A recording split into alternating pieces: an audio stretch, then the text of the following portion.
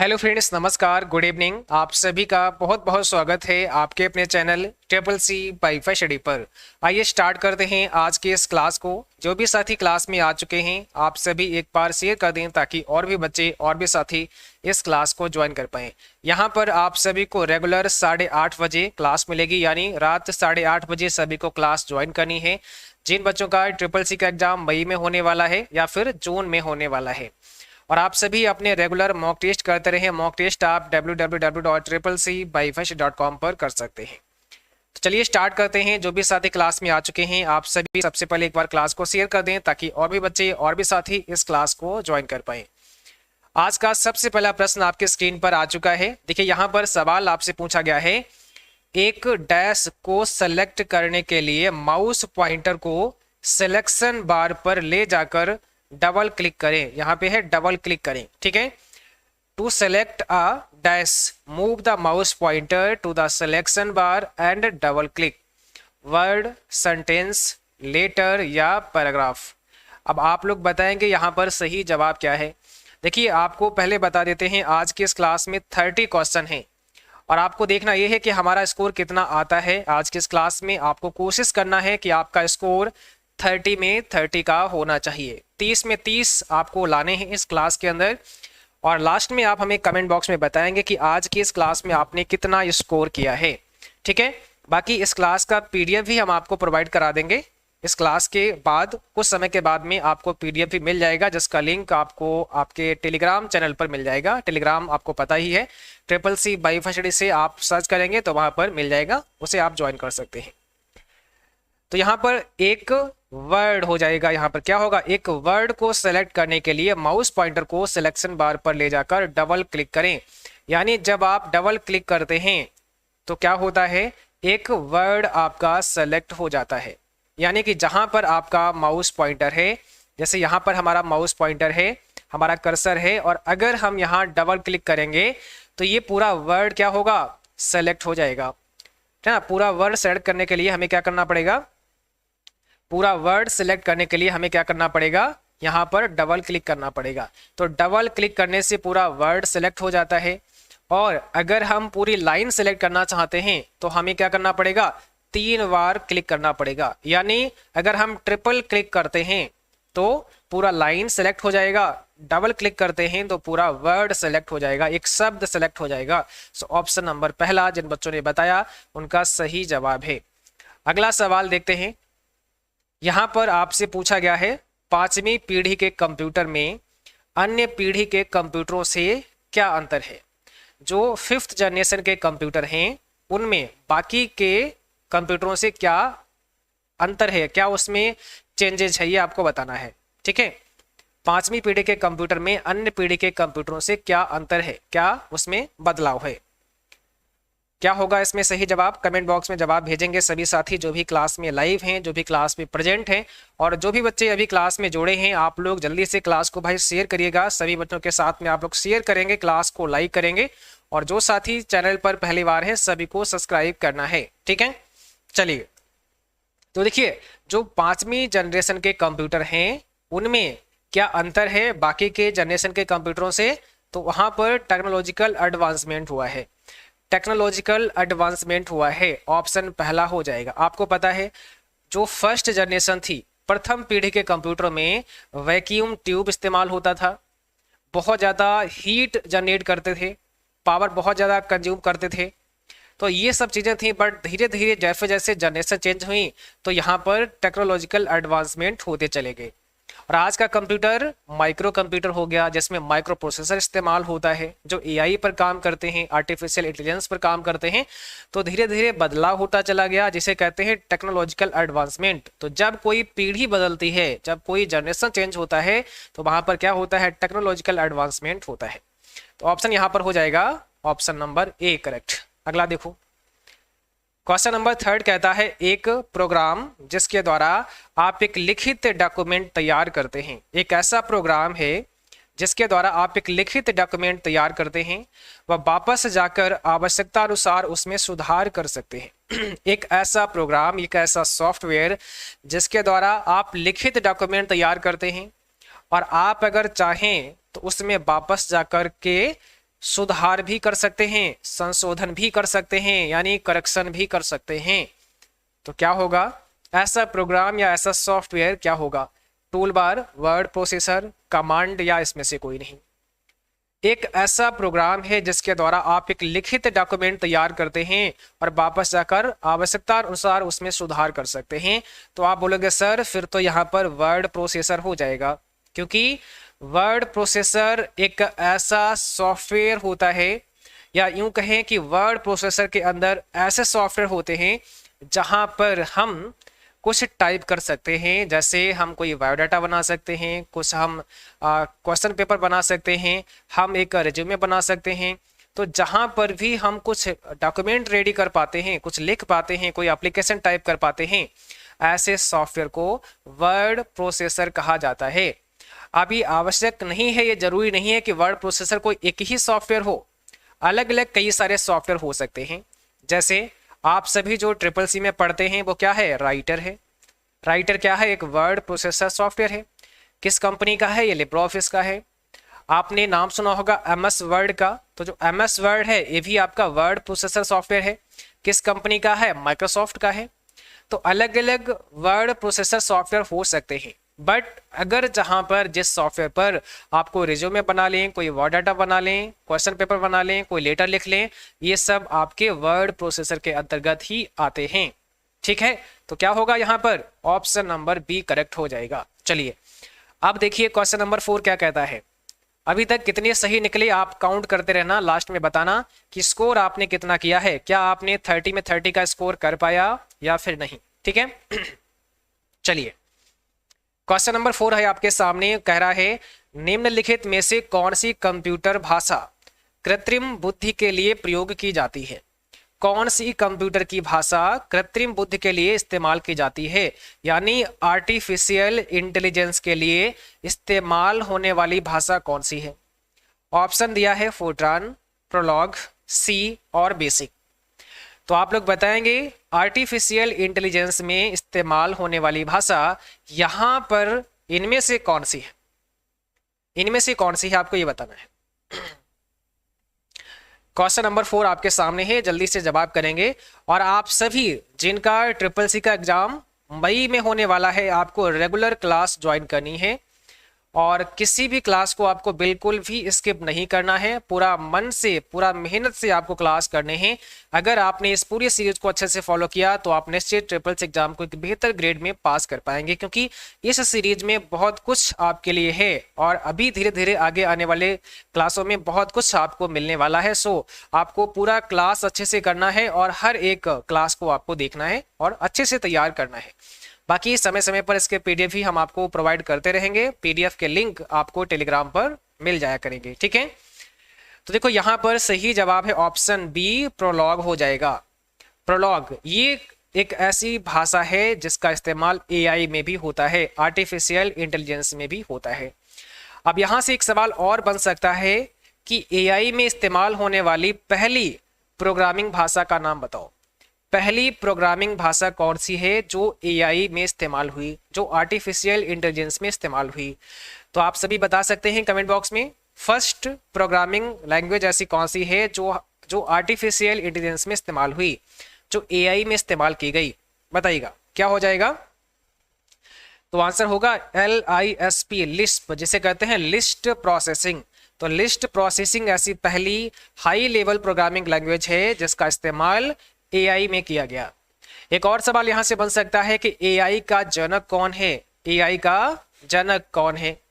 तो आंसर हो जाएगा जॉन M कार्थी। ये क्या है? M कार्थी, ये AI के जनक हैं। ठीक है, यानी AI के जो जनक हैं वो जॉन M कार्थी हैं। कई बार ये पूछते हैं कि लिस्प भाषा के आविष्कारक बताओ कौन है, तो लिस्प के भी आविष्कारक जॉन M कार्थी ही है, ये भी आपको ध्यान रखना है। तो कई सारे सवाल यहाँ से बन सकते हैं, आपके एग्जाम में आपसे पूछे जा सकते हैं। क्वेश्चन नंबर 5 कहता है किसी भी प्रकार का भंडारण जो इसके प्रसंस्करण में चरणों के बीच सूचना रखने के लिए उपयोग किया जाता है। Any type of storage that is used for holding information between step in its processing is, वो क्या है? CPU है, इंटरमीडिएट स्टोरेज है, मेमोरी है, या इसमें से कोई नहीं है? क्वेश्चन नंबर 5 का जवाब करना है। इसमें सही जवाब क्या होगा बताएं। क्वेश्चन नंबर 5 का करेक्ट आंसर आप सभी करेंगे। सही जवाब क्या होगा? किसी भी प्रकार का भंडारण जो इसके प्रसंस्करण में चरणों के बीच सूचना रखने के लिए उपयोग किया जाता है वो होता है इंटरमीडिएट स्टोरेज। ऑप्शन हो जाएगा बी, इंटरमीडिएट स्टोरेज। अगला सवाल देखो, इंटेल कॉर्पोरेशन द्वारा लागू किया गया एक नाम उच्च गति एमओएस प्रौद्योगिकी के लिए कहा जाता है। A name applied by Intel corporation to high speed MOS technology is called. तो उसे आप क्या बोलेंगे? ठीक है, उसे आप क्या बोलेंगे बताइए। यहां पर क्या हो जाएगा आपका करेक्ट आंसर? जल्दी से आपको कमेंट बॉक्स में जवाब लिखना है। सही जवाब यहां पे क्या होगा?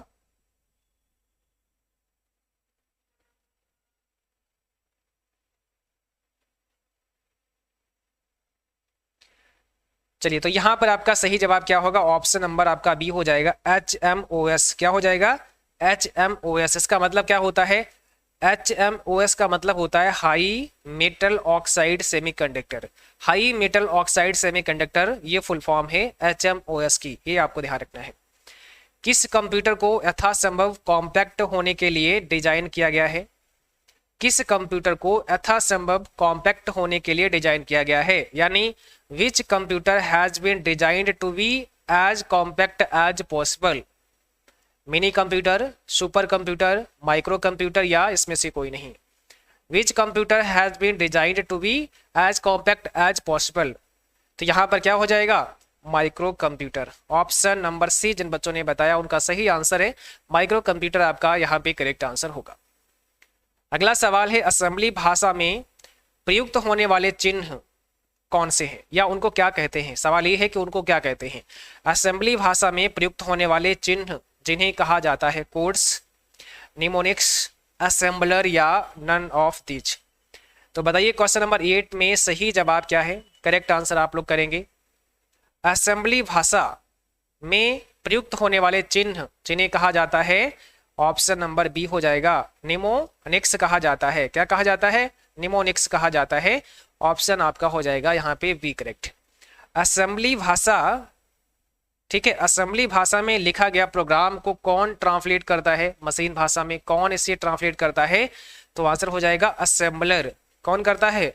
असेंबलर करता है। असेंबलर का काम होता है असेंबली भाषा में लिखे गए प्रोग्राम को मशीन भाषा में ट्रांसलेट कर देना, ये असेंबलर का काम होता है। दूसरा एक सवाल हो सकता है कि असेंबली भाषा किस लेवल की लैंग्वेज है?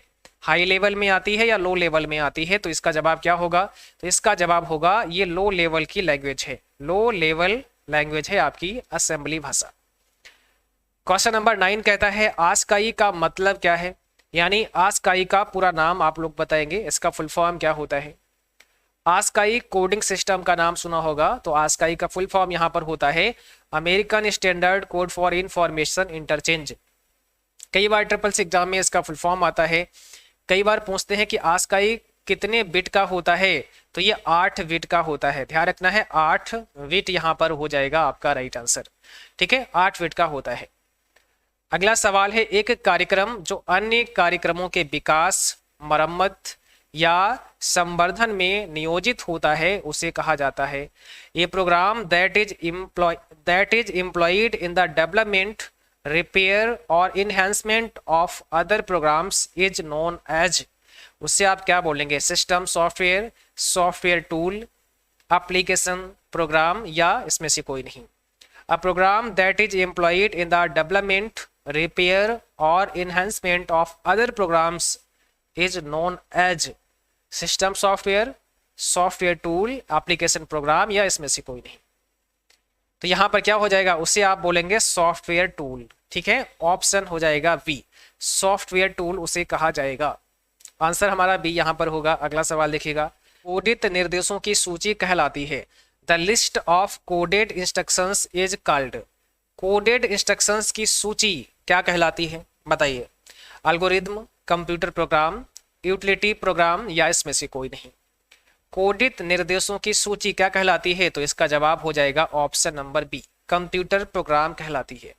कोडित निर्देशों की सूची कंप्यूटर प्रोग्राम कहलाती है। देखिए कंप्यूटर प्रोग्राम की अगर आप बात करें तो प्रोग्राम्स क्या होते हैं, प्रोग्राम्स होते हैं सेट ऑफ इंस्ट्रक्शंस, यानी इंस्ट्रक्शंस के जो सेट होते हैं उन्हें ही प्रोग्राम कहा जाता है। तो इंस्ट्रक्शंस की एक ऐसी सूची जिसे आप प्रोग्राम कहते हैं, कोडित निर्देशों की सूची जिसके लिए कोड लिखा गया है, ऐसे निर्देश जो कोड किए गए हैं उनकी अगर कोई सूची है, कोई छोटा सा समूह है तो उसे हम प्रोग्राम कहते हैं। ओके, तो यहां पर हो जाएगा ऑप्शन नंबर बी करेक्ट। अगला सवाल है निम्न में किस, यहां पर होगा निम्न में कौन सी मेमोरी वोलेटाइल है, किस नहीं होगा यहां पर, सॉरी इसके लिए ये नहीं है यहां पर। निम्न में कौन सी मेमोरी वोलेटाइल है, ठीक है, which of the following memory is volatile. अब देखो यहां जो चार ऑप्शन है इसमें से ये बताना है कि वोलेटाइल कौन सी है, तो जल्दी से बताएं वोलेटाइल मेमोरी कौन सी है इसमें से। वोलेटाइल का मतलब क्या होता है, अस्थाई मेमोरी होता है, अस्थाई यानी टेम्परेरी मेमोरी। तो यहां पर अगर आप देखोगे रोम कैसा है, स्थाई है, रैम कैसा है, अस्थाई है, तो वोलेटाइल यही हो गया। तो ये तो आपका हो गया वोलेटाइल, आंसर तो आपको मिल गया, हमारा ऑप्शन बी है यहाँ पे सही। वोलेटाइल मेमोरी कौन सी है, तो यही है, यानी कौन सी मेमोरी वोलेटाइल है, तो आप बोलोगे रैम है वोलेटाइल।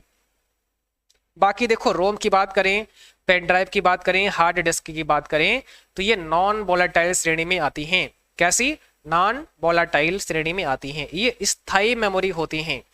रैम आपका वोलेटाइल है, अस्थाई है। बट अगर कभी रैम के अंदर की बात कर लें, जैसे कभी पूछते हैं कि भाई यस रैम कैसा है, कभी पूछते हैं कि भाई डी रैम कैसा है, तो यस रैम और डी रैम कैसा होगा बताइए, ये भी तो वोलेटाइल होगा, ये भी वोलेटाइल नेचर की ही होती है। बट इसमें अंतर ये होता है, ये स्टैटिक रैम होता है और ये डायनेमिक रैम होता है, ठीक है। इसको रिफ्रेश करने की आवश्यकता नहीं होती है, इसलिए इसको नॉन रिफ्रेशिंग कहते हैं, और डी रैम को रिफ्रेश करने की आवश्यकता होती है, इसलिए इसको रिफ्रेशिंग मेमोरी कहा जाता है, ठीक है। तो यहां पर ऑप्शन बी हो जाएगा। अगला सवाल है आपके सामने, कह रहे हैं निम्न में से नॉन इम्पैक्ट प्रिंटर का प्रकार बताइएगा। नॉन इम्पैक्ट प्रिंटर का प्रकार कौन सा है, which of the following is a type of non impact printer.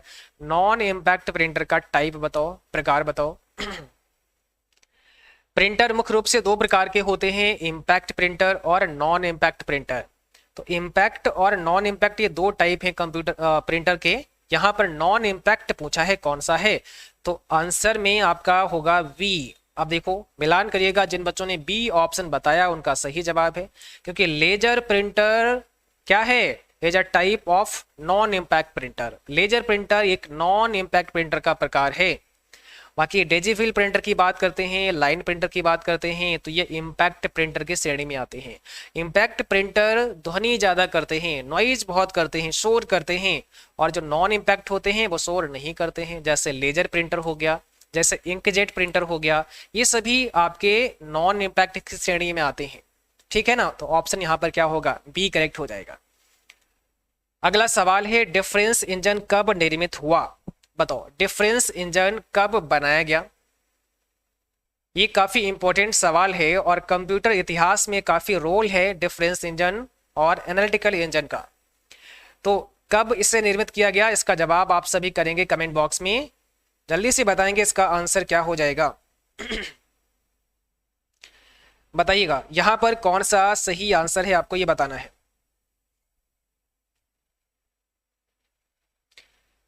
Difference engine कब निर्मित हुआ था, तो आंसर हो जाएगा 1822 में, ऑप्शन पहला।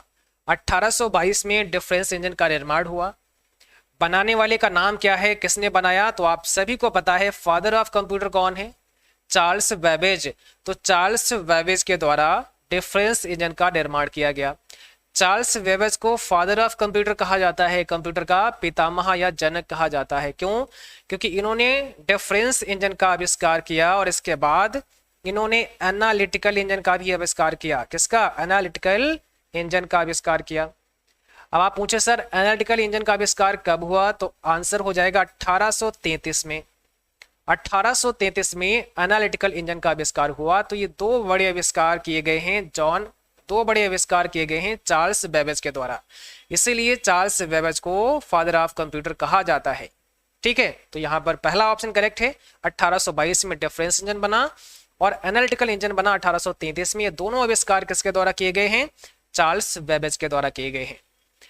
अगला सवाल है, तीसरी पीढ़ी के कंप्यूटरों में प्रयुक्त होता था, जो थर्ड जनरेशन के कंप्यूटर थे उनमें किसका इस्तेमाल होता था? तो आपको पता है थर्ड जनरेशन में किसका इस्तेमाल होता था? फर्स्ट में वैक्यूम ट्यूब, सेकेंड में ट्रांजिस्टर्स और थर्ड में आईसीज का इस्तेमाल होता था। आईसीज का मतलब इंटीग्रेटेड सर्किट। ऑप्शन यहां पर होगा सी करेक्ट। इंटीग्रेटेड सर्किट का इस्तेमाल होता था थर्ड जनरेशन के कंप्यूटर में, तो याद रहेगा। बाकी अगर बात करते हैं फोर्थ जनरेशन के कंप्यूटर की, तो इसमें किसका इस्तेमाल हुआ था? VLSI, very large scale integration. अगर बात करते हैं फिफ्थ की, तो इसमें ULSI, ultra large scale integration का इस्तेमाल हुआ। तो ये सभी पॉइंट आपको याद रखने हैं। अगला सवाल देखो, किस मेमोरी में रखा डेटा अस्थाई होता है और कंप्यूटर बंद होने पर स्वतः नष्ट हो जाता है? निम्न में से किस मेमोरी में रखा डेटा अस्थाई होता है, टेम्परेरी होता है और कंप्यूटर बंद होने पर स्वतः नष्ट हो जाता है? तो आंसर बताएं यहां पर क्या होगा? रैम होगा या फिर रोम होगा या फिर कॉम्पैक्ट डिस्क होगा या फिर फ्लॉपी डिस्क होगा? तो जो आपकी मेमोरी अस्थाई होती है, जिसे हमने नाम दिया है वोलेटाइल मेमोरी का, जिसे आपने नाम दिया है वोलेटाइल मेमोरी का, वो मेमोरी है यहाँ पर ऑप्शन पहला रैंडम एक्सेस मेमोरी यानी रैम। तो रैम कैसा है? अस्थाई मेमोरी है। इसमें डेटा अस्थाई होता है जब तक आपका कंप्यूटर ऑन है, जब तक आपका डेटा है। जैसे ही ऑफ करेंगे, कंप्यूटर शट डाउन करेंगे या फिर आपका मान लिया अचानक से कंप्यूटर बंद हो जाता है, आपने सेव नहीं कर पाया, तो यहाँ से डेटा डिलीट हो जाएगा। जैसे फॉर एग्जाम्पल के लिए आप MS वर्ड ओपन किया और आपने कुछ टाइपिंग करना शुरू कर दिया और आपने अपना पूरा बायोडाटा तैयार कर लिया था, अचानक से पावर चली गई, कंप्यूटर में आपने जो डाटा लिखा था, जो भी आपने काम किया था, उसे सेव नहीं कर पाया, तो फिर क्या होगा? वो सब डिलीट हो जाएगा। जब दोबारा कंप्यूटर ऑन करोगे तो आपको नहीं मिलेगा।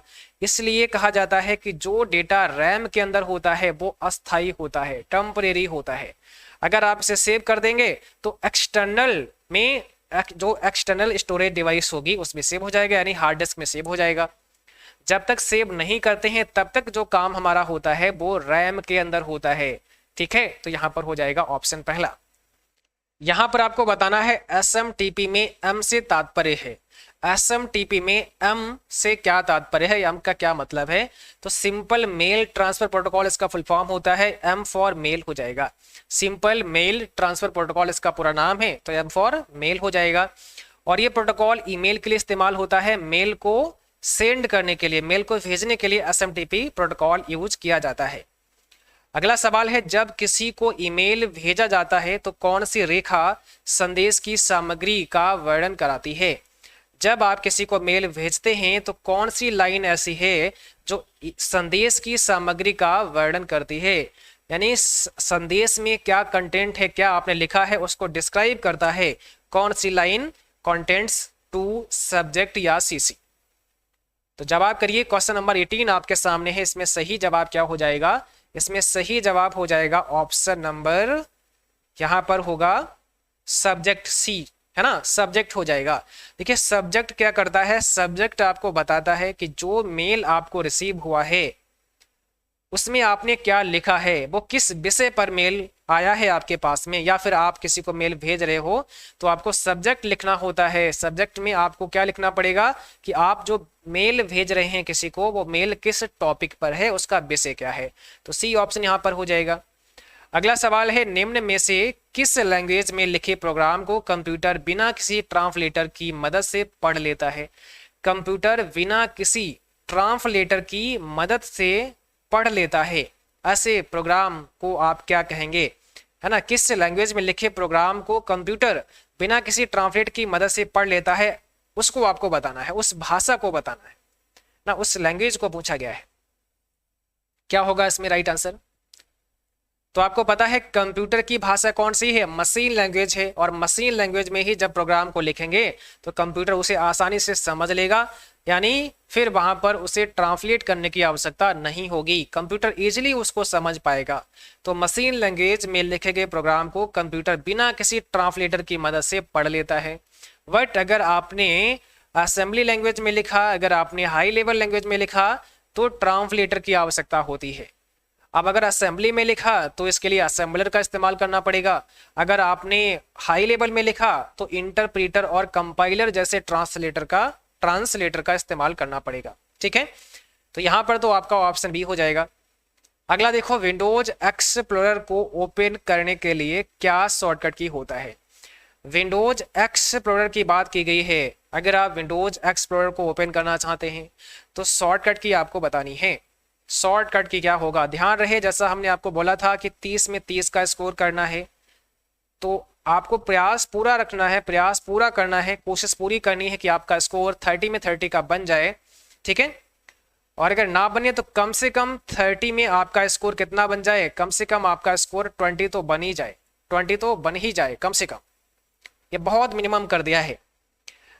अब देखो यहां पर आंसर क्या होगा, विंडो की के साथ में ई प्रेस करना होता है। विंडो एक्सप्लोरर की शॉर्टकट की है, विंडो की के साथ ई आपको बस प्रेस कर देना है। ठीक, आगे बढ़ते हैं। जिसको ईमेल सेंड करना है उसका ईमेल निम्न में से किसमें लिखा जाएगा। आप जिसको मेल भेजना चाह रहे हैं उसका ईमेल कहां पर लिखोगे। बहुत इजी प्रश्न है वैसे। आप जैसे ईमेल भेजना चाह रहे हैं उसका ईमेल एड्रेस कहां पर डालोगे, टू वाले सेक्शन में, फ्रॉम वाले सेक्शन में, सीसी और बीसीसी में। तो सिंपल सी बात है, आपको टू वाले सेक्शन में भरना पड़ेगा। भाई जिसको मेल हम करेंगे तो टू वाले सेक्शन में हम उसका एड्रेस टाइप कर देंगे जिसको हम भेजना चाह रहे हैं। ठीक है, ऑप्शन पहला हो जाएगा। अगला सवाल देखो, पीपीएफ का अभिप्राय क्या है, यानी मतलब क्या है, पीपीएफ का फुल फॉर्म क्या है। तो पीपीएफ का फुल फॉर्म बताइएगा क्या होगा। अगर आपने अभी तक क्लास को लाइक नहीं किया है तो ईमानदारी से आपको लाइक कर देना है, सभी बच्चों को शेयर कर देना है, लाइक कर देना है। और जो साथी चैनल पर फर्स्ट टाइम है या अभी तक सब्सक्राइब नहीं किया है तो आपको रेड बटन से सब्सक्राइब कर देना है, घंटी बटन दबा लेना है, ताकि जब भी नया क्लास हो उसका नोटिफिकेशन मिलता रहे। क्योंकि अब आगे आने वाले समय में बहुत सारे क्लास आपको लगातार मिलने वाले हैं, सो एक भी क्लास मिस ना हो जाए, इसलिए आपको बेल आइकन भी प्रेस कर लेना है। ठीक है, पीपीएफ का मतलब होता है पब्लिक प्रोविडेंट फंड, तो यहां पर हो जाएगा option B, public provident fund, ये फुल फॉर्म होता है पीपीएफ का। अगला सवाल है, एटीएम के पीछे सीवीवी नंबर कितने डिजिट का होता है। एटीएम कार्ड के पीछे सीवीवी नंबर होता है जिसे कार्ड वेरिफिकेशन वैल्यू कहा जाता है। तो ये जो कार्ड वेरिफिकेशन वैल्यू होता है ये कितने डिजिट का होता है, इसमें कितने अंक होते हैं। कार्ड वेरिफिकेशन वैल्यू में कितने अंक होते हैं, तो आंसर इज डी। क्यों, 3 अंक होते हैं, यहां पर 3 अंक होते हैं, 3 डिजिट होते हैं। किसमें, एटीएम कार्ड में जो सीवीवी नंबर होता है। एक और पॉइंट नोट करो, एटीएम या डेबिट कार्ड में कितने डिजिट होते हैं। जो एटीएम कार्ड नंबर होता है वो कितने का होता है, तो ये होता है 16 डिजिट का। कितने का, 16 डिजिट का। एक और क्वेश्चन यहां से नोट करो, एटीएम या डेबिट कार्ड का जो पिन होता है, पिन कितने अंकों का होता है, 4 डिजिट का। कितने का, 4 अंकों का पिन होता है, पासवर्ड होता है। जैसे आप पैसे निकालते हो ना, जब वो पिन अप्लाई करोगे, वो पिन डालोगे तभी तो पैसे निकलेंगे। तो ये जो पिन होता है वो कितने का होता है, 4 अंकों का होता है। तो 3-4 सवाल यहाँ से बन सकते हैं, ये सभी आपको पता होने चाहिए। अगला सवाल देखो, लिब्रे ऑफिस राइटर में सुपर स्क्रिप्ट की शॉर्टकट की क्या होती है।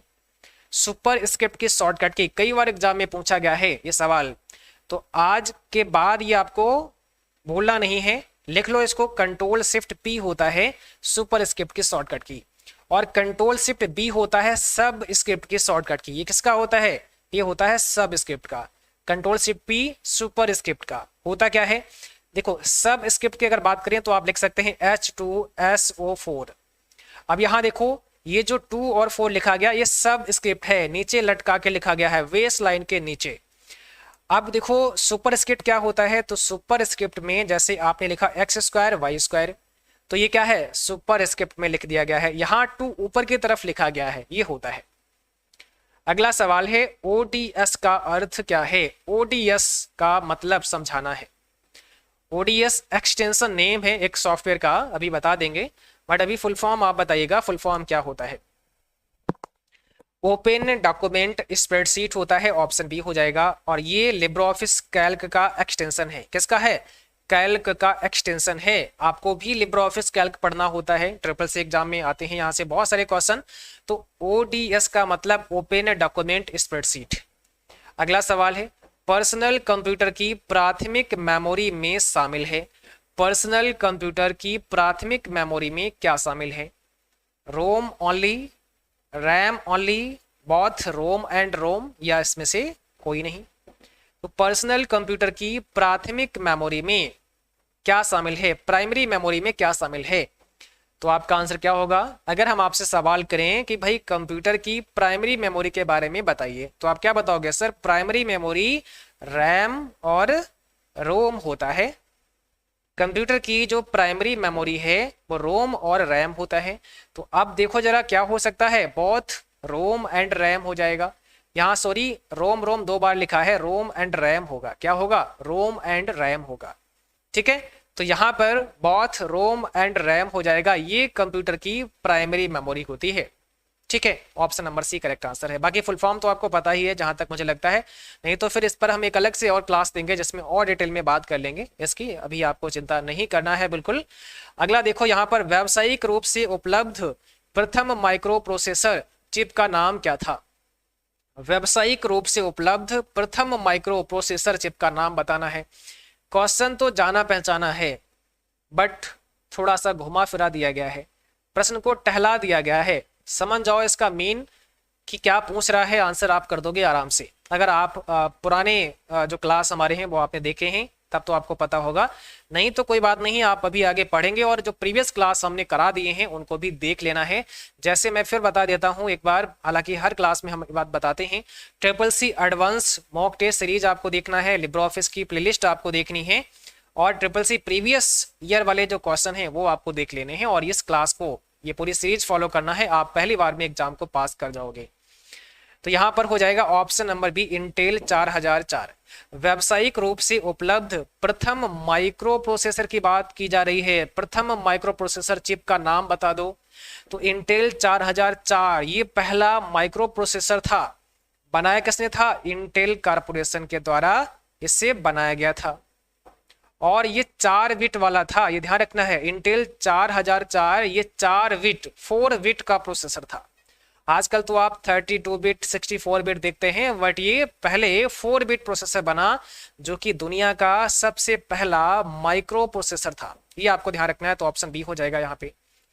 चलिए अगला सवाल है, एक नई तकनीक जो कृत्रिम दुनिया बनाने की क्षमता प्रदान करती है और लोगों के साथ बातचीत करती है, उसे कहा जाता है A new technology which provides the ability to create an artificial world and have people interact with it is called, उससे आप अल्टरनेटिव रियलिटी कहेंगे, वर्चुअल रियलिटी बोलेंगे, 3D रियलिटी बोलेंगे, या फिर नन ऑफ दीज। तो जवाब करेंगे 28 का कौन सा हो जाएगा सही आंसर, इसमें से क्या हो जाएगा बताइएगा। तो इसे आप क्या बोलोगे? इसका जवाब हो जाएगा ऑप्शन वी, वर्चुअल रियलिटी बोलोगे। क्या बोलोगे? Virtual reality. Option number B यहां पे करेक्ट है। अगला सवाल देखो, निम्न में से किसका उपयोग सेकेंडरी स्टोरेज के रूप में नहीं होता है? किसका इस्तेमाल सेकेंडरी स्टोरेज के रूप में नहीं होता है बताइए। Magnetic disk, semiconductor memory, magnetic tap, या हार्ड डिस्क ड्राइव। क्या पूछा है? किसका इस्तेमाल सेकेंडरी स्टोरेज, समझे, सेकेंडरी स्टोरेज की बात यहां पर हो रही है। भाई सेकेंडरी स्टोरेज में किसका इस्तेमाल नहीं करते हैं? तो answer is option B, semiconductor memory का। सेमीकंडक्टर मेमोरी का स्टोरेज यानी सेकेंडरी स्टोरेज में हम इस्तेमाल नहीं करते। जैसे हम आपसे कहें कि भाई हमारे पास एक वीडियो फाइल है जो कि आप अपने कंप्यूटर में रैम के अंदर सेव करके रख लो, तो क्या रैम के अंदर सेव करके रख पाओगे? नहीं। जब वीडियो को प्ले करोगे, प्ले जब आप करते हैं वीडियो को, तो उस समय तो डेटा रैम के अंदर होगा, बट जब आप स्टोर करके रखने की बात करोगे तो ये रैम में स्टोर हो ही नहीं सकता है। आपको पता है रैम तो कैसा है? अस्थायी मेमोरी है, और रैम एक सेमीकंडक्टर मेमोरी का प्रकार होता है। तो सेकेंडरी स्टोरेज के रूप में हम किसका इस्तेमाल नहीं कर सकते हैं? सेमीकंडक्टर मेमोरी का इस्तेमाल नहीं कर सकते हैं। ऑप्शन बी हो जाएगा। और यहां पर आपको बताना है, जापानी 5वीं पीढ़ी के कंप्यूटरों के आधार के रूप में किस भाषा को चुना गया? जापानी 5वीं पीढ़ी के कंप्यूटरों के आधार के रूप में किस भाषा को चुना गया? क्या होगा यहाँ पे? आंसर हो जाएगा प्रोलॉग, ऑप्शन नंबर सी। क्या होगा? प्रोलॉग आपका सही जवाब हो जाएगा। तो आज का क्लास बस यहीं तक था। उम्मीद करता हूँ आप सभी को क्लास पसंद आया होगा, क्लास अच्छा लगा हो। इसको लाइक करना है, शेयर करना है और इस क्लास का पीडीएफ लेना ना भूलें। इस क्लास का पीडीएफ आप सभी को www.cccbyfirst.com पर मिल जाएगा, जहां से आप लोग डाउनलोड कर सकते हैं। दूसरा, हमारे मोबाइल एप्लीकेशन से भी इस पीडीएफ को आप डाउनलोड कर सकते हैं। मोबाइल एप्लीकेशन में स्टडी मटेरियल में ये पीडीएफ आपको मिल जाएगा। बाकी वेबसाइट से भी पढ़ सकते हैं, क्वेश्चन हम वहां पर डाल देंगे। उसका लिंक आपको टेलीग्राम पर शेयर कर दिया जाएगा। टेलीग्राम चैनल आप सभी ज्वाइन कर लेना। CCC नाम से टेलीग्राम चैनल है, जहां से आप जोड़ सकते हैं, ठीक है। और सभी को रेगुलर क्लास ज्वाइन करने हैं, कंटिन्यू क्लास आपको करने हैं, किसी क्लास को मिस नहीं करना है। जो भी समय आपके पास बचा है, अगर आप मेहनत से तैयारी करते हैं, एक सही वे में तैयारी करते हैं, तो निश्चित आप सफल होंगे। आपको कोई भी नहीं रोक सकता है। और सारा कुछ यहाँ पर आपको पढ़ने को मिलेगा। हर एक टॉपिक हम आपको यहाँ पर पढ़ाएंगे, हर एक वो प्रश्न हम आपको यहाँ पर पढ़ाने का प्रयास करेंगे जो आपके एग्जाम के लिए इंपॉर्टेंट हैं, जो एग्जाम ओरिएंटेड होंगे CCC से संबंधित। वो सारे क्वेश्चन आपको यहाँ पर इस पूरी सीरीज में पढ़ने को मिलेंगे, ठीक है। तो आज के लिए बस इतना ही, मिलेंगे आपको नेक्स्ट।